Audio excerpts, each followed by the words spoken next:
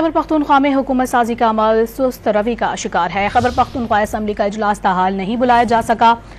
28 फरवरी इजलास बुलाने के लिए आखिरी तारीख है।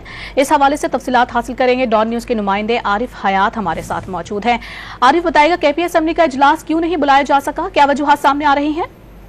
जी बिल्कुल, पंजाब असम्बली का इजलास तो बुलाया गया है, लेकिन खैबर पख्तूनख्वा में जो हुकूमत साजी है तो वो भी सुस्त रवि का शिकार है और असम्बली इजलास जो है तो वो ताहाल नहीं बुलाया जा सका है।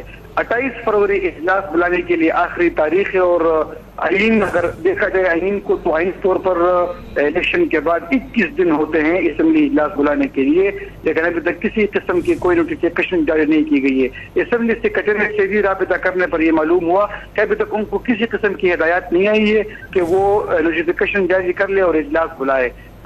लेकिन जो यहाँ पर अब सुन्नी इत्तेहाद कौंसिल है तो उनके जो जराए हैं उनसे मालूम हुआ है कि मखसूस नशिस्तों का जो मामला है जब वो मामला हल हो जाए, आज या कल तक वो मामला हल हो जाए तो उसके बाद फिर इजलास बुलाने पर गौर किया जाएगा कि किस तारीख को इजलास बुलाई जाए। आज क्योंकि 22 तारीख है और 28 फरवरी केपी असम्बली का इजलास बुलाने की कानूनी डेडलाइन है और तब के अब तक जो है इजलास नहीं बुलाया जा सका है। आरिफ हयात अपडेट करे थे, शुक्रिया आपका।